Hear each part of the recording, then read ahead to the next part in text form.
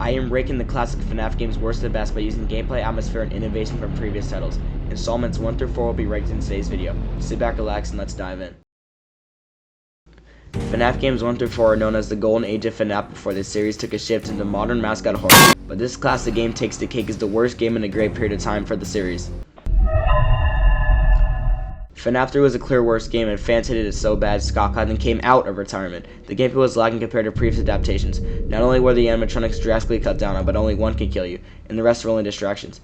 You think having to focus on a single animatronic will make it scarier, yet it doesn't, as the character is more nonchalant than scary. The main mechanic in the game is a sound button sending back the single animatronic to the remote button. The Phantom's role is to cause reboots, not allowing you to send the animatronic back, as the reboot halts the gameplay, leading a horror game to become frustrating as it stops the small amount of horror this possessed. The content's sound lured and predictable paths molds a less nerve-wracking session. The Phantoms are the only way Springtrap will ever reach you, which prioritizes RNG instead of skill. The game's atmosphere is laughable compared to the others. An ugly green is a theme amongst the pizzeria. The audio is worse as the fan hummer and sound effect for FNAF 1, and ambience from previous titles is absent, leaving just the high sound effect and mechanical noises, giving the game an empty warehouse feel instead of a terrifying experience.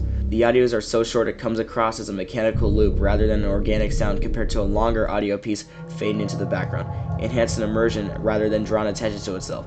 The office design is considerably less intimidating by the fact the entire office enables you to watch Springtrap move to your office door, being less scary than an animatronic appearing with no build-up at your door. This game is the most inferior atmosphere out of all other classic games. This game's innovation was awful, as the office was nowhere near as important as the others.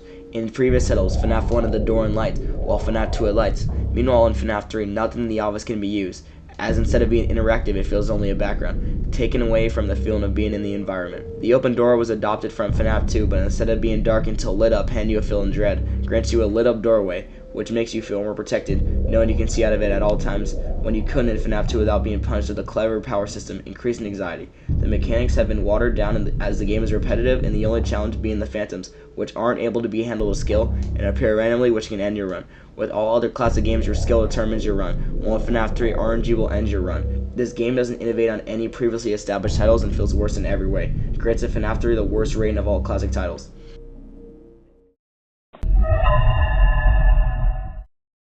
The third spot is FNAF 2. The gameplay added lots of new mechanics after FNAF 1, but overall it was too much. The game had you monitor a music box in the cameras. Even so, with no Foxy type character attacking from not looking at the cameras, all you had to do was keep the camera on the music box, making an iconic feature useless.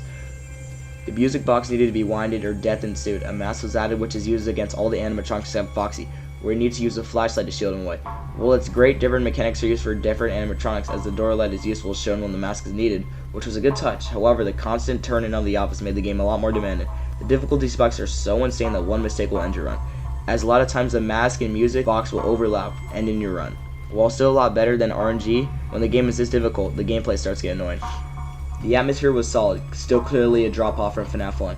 Previously being stuck in a small pizzeria with the animatronics starting a lot closer, transitioned to a large pizzeria with a much bigger office, taken away from the cramped environment, making it feel like you were very far away from the animatronics, worsening the atmosphere. The FNAF 2 ambience is iconic, but compared to the situations of FNAF 1, it doesn't hit the same. FNAF 2 quickly picks up in gameplay, putting together a stressful run-through, forcing the ambience to fade in the background, while in FNAF 1, the ambience always adds on to the environment, like the sound cues giving you a clue like Chica in the kitchen, and of course the iconic carousel music.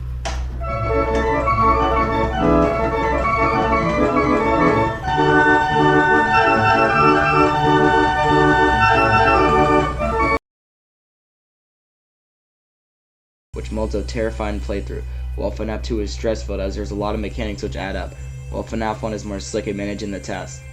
FNAF 2 is a great innovator from 1, nevertheless a lot of times gameplay elements aren't polished and feel clunky. The bigger office plus building gives a lot more time before the animatronics arrive, but it takes away from the feeling of the animatronics being in a tight space with you. Adding the mask and flashlight was great in shifting the structure, however feeling inconvenient as it wasn't intuitive. Also adding a halt to gameplay like FNAF 3. As much as a shifter the music box was, as it gave purpose to the cameras, the other cameras will never be used. The smaller usage of ambience made the game less scary for sure. Overall, this game innovated greatly, but the execution wasn't perfect, and construct the game more stressful and anxiety-inducing, driving a less scary game, giving a watered-down progression from FNAF 1. The second spot is FNAF 4. The game design is significantly different from previous adaptations, only taking the flashlight mechanic.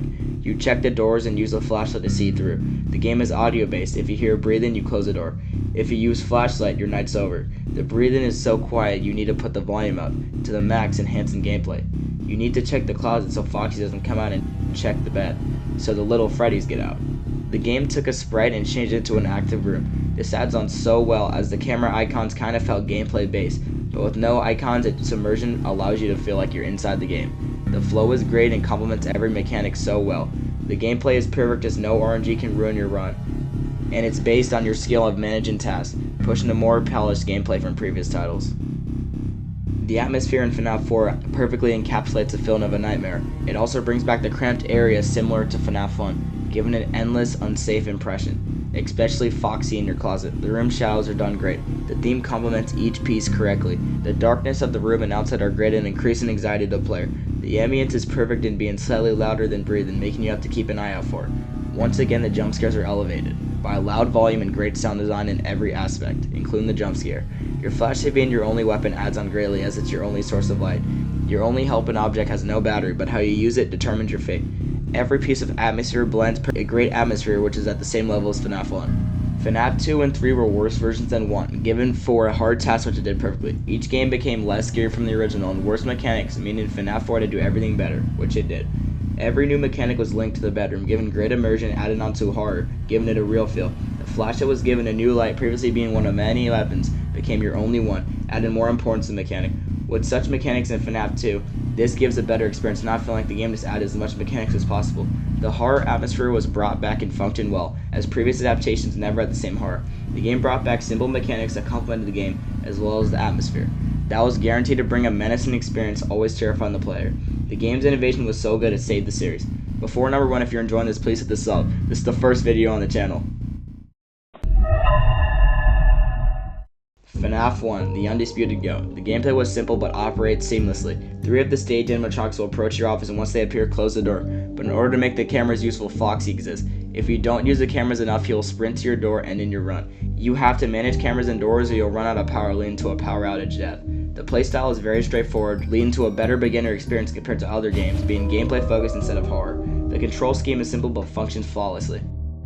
Atmosphere. The atmosphere was best out of all the classics in all games, all time. The FNAF 1 ambience terrifies you even when the animatronics are on the opposite side of the building, enabling you to close the door with no danger yet apparent. With such basic mechanics, the atmosphere takes the spotlight, with not just being the same ambience played again and again. The lighting and the cameras are done great, the angles displaying the animatronics add a horror. Each pose in the camera is great and the cramped office fits well with the small pizzeria design. Everything in the atmosphere meshes together ideally, always creating anxiety for the viewer that not even FNAF 4 could top. Innovation. 2014, the indie horror genre not yet apparent. Slender being the only game in the same style. Scott Cawthon attempted to create a children's game, but the constant Slender followed his projects. His models were compared to unsettling animatronics.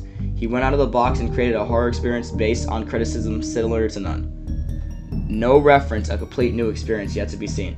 A sit and survive experience, even the most similar game was so much different. Previously, running from your threat was prominent, but here you stay in the same spot using a new mechanic never being the main point in the game. Camera and revolutionary power system, and the door. Everything was done differently and stood out to other studios, as previously, majority of horror games were in indie and made by big studios. Scott, a single person, created an experience so enjoyed it became mascot horror and indie horror, which 11 years later influenced thousands of games. The innovation seen in this game was never topped by any FNAF game or any game since this day.